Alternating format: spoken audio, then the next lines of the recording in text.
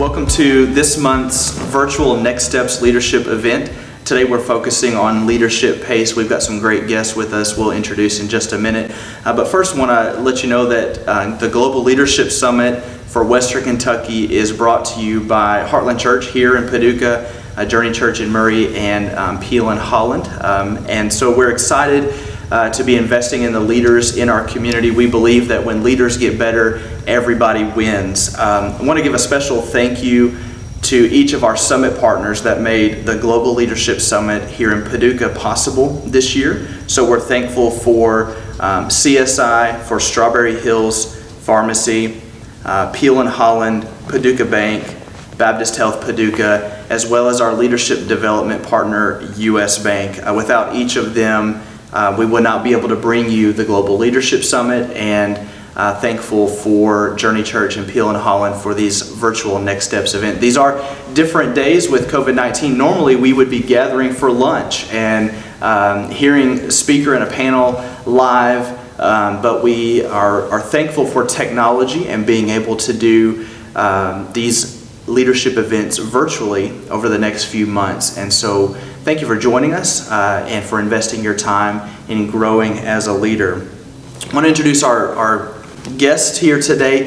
To my right, I've got Randy Bridges. Randy is a member of the Kentucky House of Representatives. He's a local realtor here with the RE/MAX Realty Group, very active in the Rotary Club. And to my left, we've got Jason Siener, owner of Beltline Electric Company. They've got locations in Paducah, Louisville, Owensboro, and Knoxville. Also the owner of Rick's Electric in Mayfield. Overall managing about 300 employees, right, Jason? That's correct. And you guys focus on what, primarily healthcare, construction?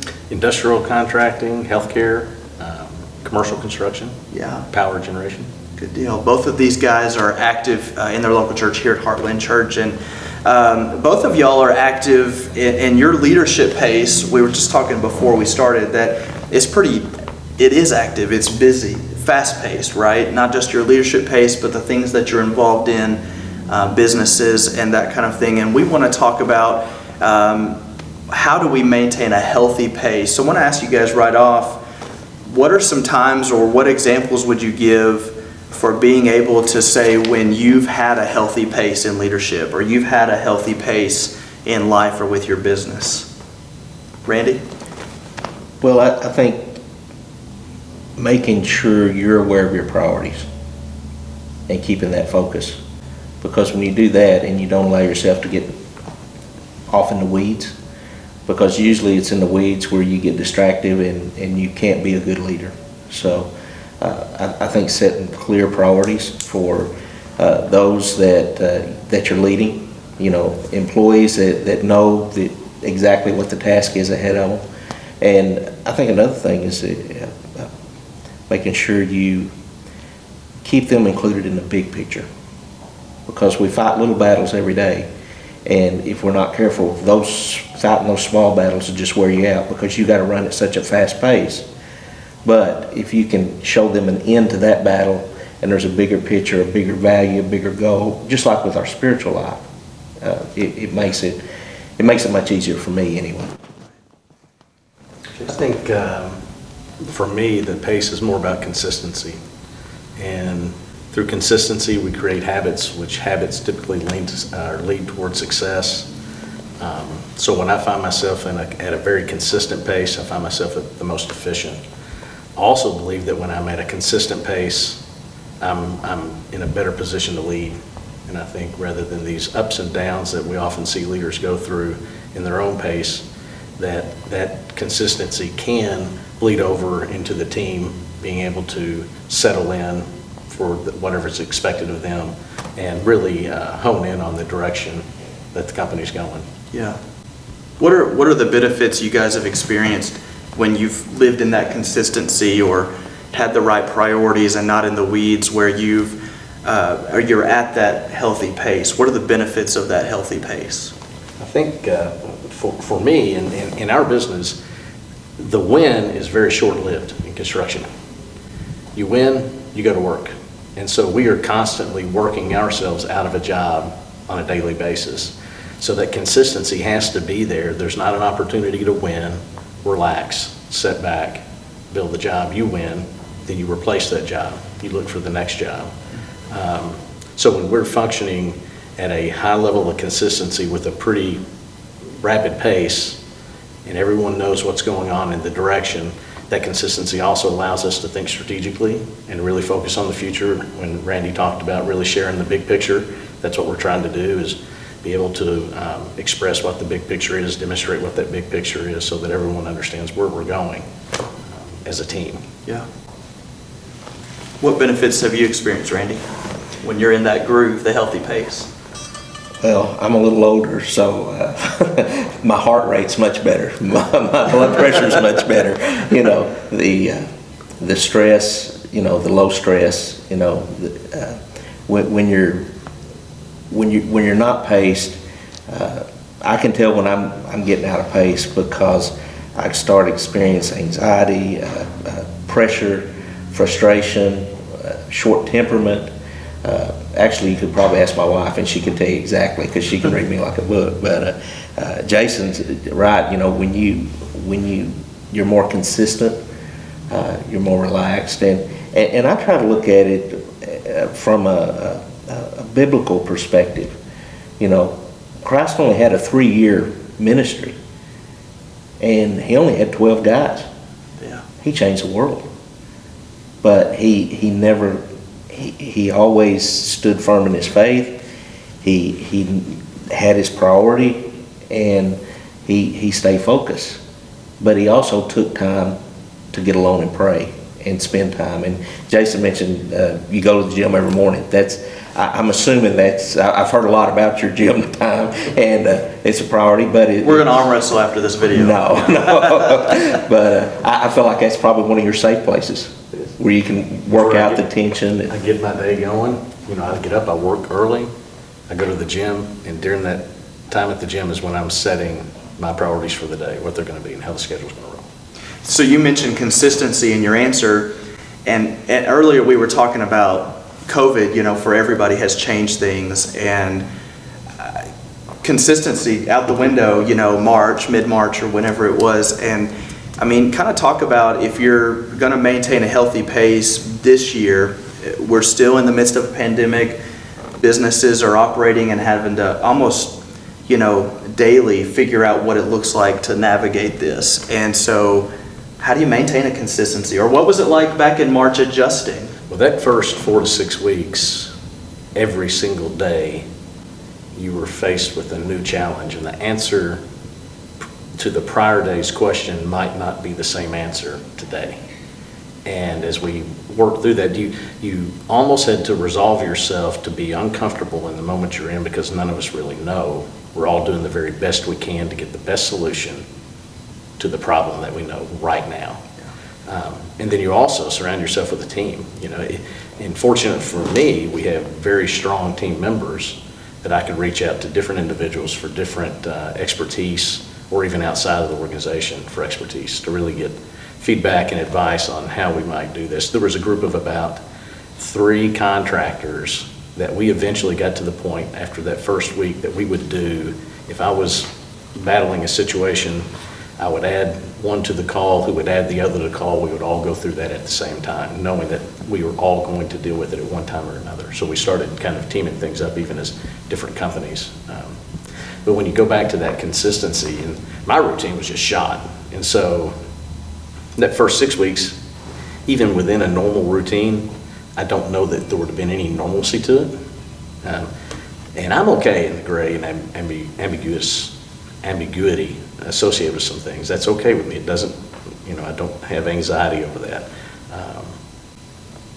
But I had to really focus on changing my structure throughout the day to try to bring some consistency even within the craziness of all that was going on.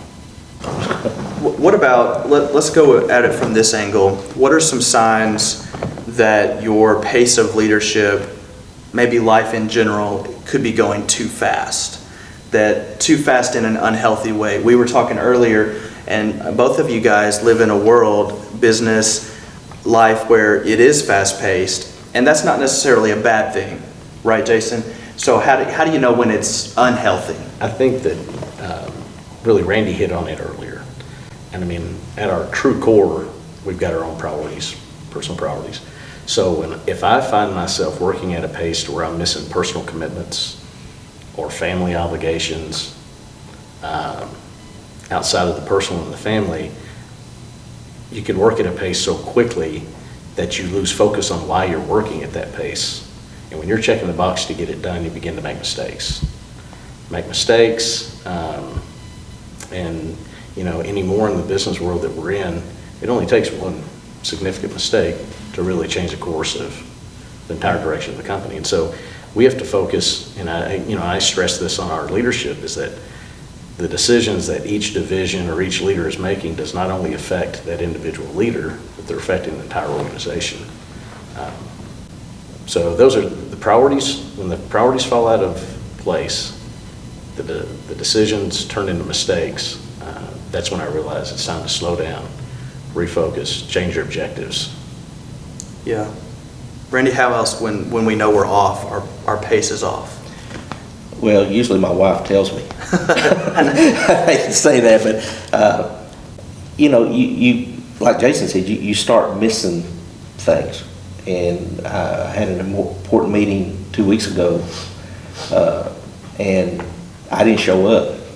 And I read about it the next day in the paper, so I knew. I'm you know, I got to slow down. You know, I've got to reorganize. Or where have I got distracted? Yeah. And you know, and the pressure comes. Like Jason's got 300 employees. You know, he allows that to happen, or I, you know, from a legislative standpoint, I mean, I've got people depending on me, and the decisions you make. You know, especially if it's passing law, it's permanent for many, many decades. And so it's more than just me on the line. And after a while, that starts weighing heavy. You know, when you know, if it's an employee, you know, you do something and you've got all these other people that depend upon you. So it gets I get frustrated, and I've been told I suffer from OED, which it's occasional explosive disorder, where I'll let it build up, and then that's when I know, because it comes a point to where you can't keep it inside any longer. And for me, unfortunately, that's probably my biggest weakness. I just let it all out at once, and then I feel awful about it. So and that's a big indicator something's that's off. a big deal. Yeah, that's right. I'll tell you an alternative to the fast pace, though, and I've seen it in this environment that we're in. When the pandemic hit and so many people began working from home, it's easy to also lose a pace on the opposite direction. You suddenly are no longer engaged, and that re-engagement can become a problem as well. Sure. So I'm not certain I know what a healthy pace is, but it doesn't necessarily mean a slow pace. Right.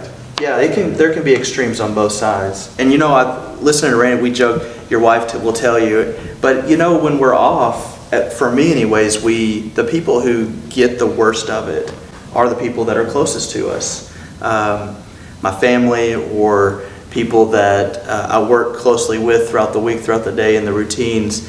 If my pace is off, they're going to feel it. And so for me, an indicator has always been, if I start treating the people that I care the most about in a way that I don't really want to treat them, you know, that the blow up, you know, and that happens with those people. Yeah. How have you seen that effect play out in your lives, you know? Is that true for you guys, where the people that are closest to you seem to feel it too, Randy? Yeah, and I think if you're a good leader, the people around you know you very well. And I've got different ones, whether it's in Frankfurt or whether it's here in my office in Paducah.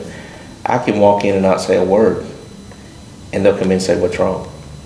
You know, what's up?" And not even be aware of it. So, you know, I think you build those relationships, and I know Jason's got those, because I know people that work for you and work with you, and you know, it's, you know, that's what I guess you've got to be willing to listen.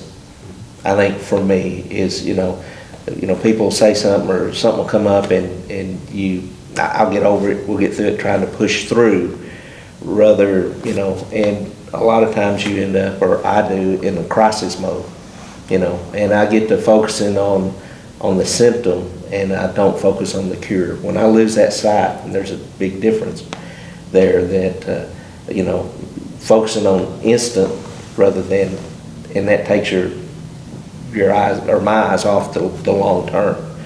And we need to remember, it's sort of eternal or worldly, probably the way I would put it, that there's something more important than just what I'm doing today. So if there is a failure, maybe that's it. It's more important on how you deal with your failures than you deal with your successes sometimes, as far as, or vice versa, Sure. Yeah, that's good. Leads right into the next question I was going to ask is that, let's say somebody comes to you or you realize yourself, my pace is off. I'm not at a healthy place. I'm not leading people well. My family's feeling I'm off. What advice would you give, or what would you do if you realized that for your own self? You mentioned one of them, listen to the people around you, and that's so important because they're able to see and hear things that are in our blind spots that we wouldn't catch. And if we're willing to listen to the people around us, then they can point those things out. Maybe we can catch things sooner. What else are good things? What else can we do to adjust when we're off, when our leadership pace is off? I think you almost have to refocus. Randy mentioned seeing the big picture. When I find myself off, it's almost like a reset, okay? You reset, evaluate why you're doing what you're doing. You may even change what you're doing immediately. Sometimes we run these rabbit holes and we end up completely off track. But in a reset, you recognize that maybe you're headed off in the wrong direction. If you do have a team, you spend time with that team, looking at the direction you're headed, and then re-engage and get right back in the game.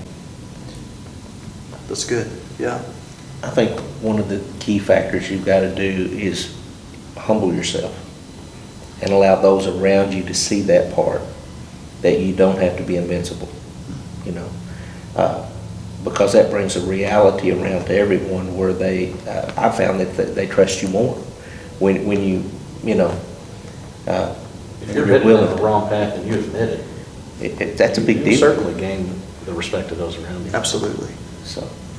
Yeah, so we've got some recommendations. There's a need to reset. We're going to take a step back when we realize that we're off, and we're going to make some adjustments. Listen to the people that are around us. That takes the humility to not just listen, but admit, hey, well, I messed up. There was a failure, or things aren't right. And then so you spend time doing that, and I like Jason added in, it's time then to re-engage. You step back in with those adjustments, ready to do that. You guys have mentioned this, we've kind of bounced around it, but there's been a theme in some of your answers to bring importance to how important the people under us as leaders are. And before we started recording, Jason mentioned this phrase, share the pace. So let me ask you guys, what does it mean to share the pace with the people that are under us or the people that are around us? I think for me it is, we truly are a team, and no one single person at our organization has enabled our business to accomplish what we have. And we've got a lot left to accomplish, but by gradual growth with the right people, and we even say this, when we bring someone on, we know that we can teach what needs to be done. It's more of a degree of fit. So does this individual fit? And are we taking the same level of risk in hiring them? And are we considering the risk, rather, of their success as much as they're considering their risk? So it's got to be as important a move for us to bring that on. And we've got to recognize that we're putting that individual at risk when we put them in the position. So we have to all know or feel confident that they're going to succeed.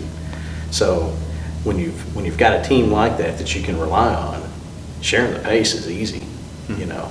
Yeah. And actually it's really enjoyable. So there's not any one person ever carrying a complete load. It seems essential then to be able to have a healthy leadership pace, to be sharing the pace, because going back to a previous question, one of the things that I notice, maybe you guys do as well, when pace is off, the joy's not there. And you just said, you know, when you got the right people around you, under you, you can share the pace, there's joy in what you enjoy it. And you got the right people with you, you know. Now, every day brings different challenges and the demands are different. So every team member's carrying a different pace. We're all sharing pace, but someone's carrying a bigger load than the other at any given time.